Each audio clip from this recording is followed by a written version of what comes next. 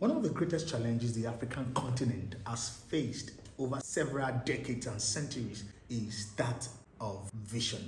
It's a little bit subtle. It looks like it's not important. It looks like it's one of those things that we don't have to give attention to. But as a matter of fact, without vision, we're going to run wide. Without vision, there's no way we can actually know where we are going and check where we are compared to where we are coming from. It is vision that we use as a yardstick for development. The African continent over the decades, over the centuries have lacked vision. And that is a fact that needs to be addressed. A lot of time we have thought that it is the problem of leadership or followership. Oh yes, those are problems as well that needs to be addressed. But most importantly, the problem of vision cannot be overemphasized. I'll give an example of the Berlin Conference. When the Europeans gathered together, the Italians and all the like, when they gathered together and they said that let us divide Africa and mix ourselves, they had a vision of dividing Africa.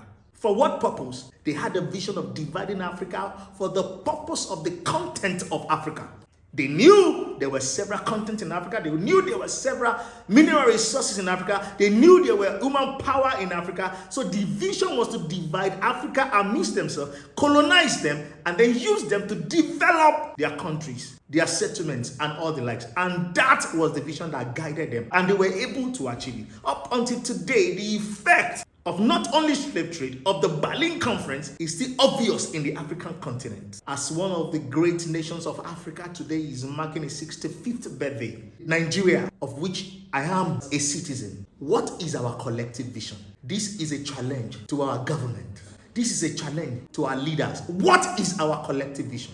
Where are we going in the next 10 years? Where are we going in the next 20? I understand that every four years we have to change leaders and directors, but let us have a collective vision, a national vision that can guide the nation. That no matter who comes in, they will not deviate totally or as much as possible from it, because it is a collective interest of everyone. The vision of every nation leads them to wherever they are today. The revision of every continent has led them to wherever they are today. The Chinese woke up one day and said, we cannot continue like this. We have to go into industrial revolution. They had a vision. I remember vividly well in the 80s, anything China was fake.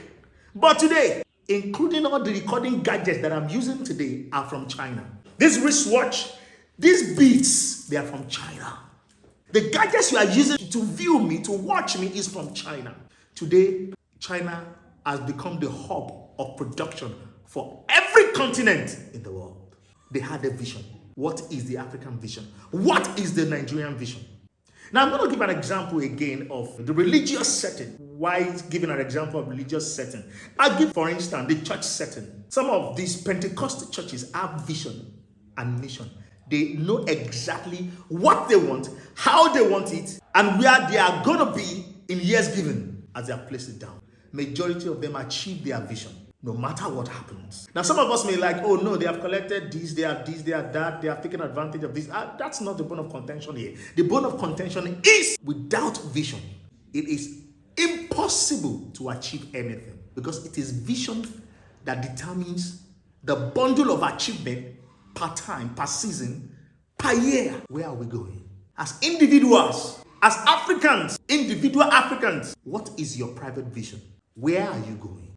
What do you want to achieve for yourself, for your community within the next 5 years, within the next 10 years? Vision drives progress, and there is always provision for vision. So on this note, I draw the curtain by saying, Happy Independence Day, Nigeria. Nigeria Dagbao, Nigeria Ribatishe, Nigeria Rona Beba, Gbogbo ìdáwọ́lé Nigeria ayọrísí rere.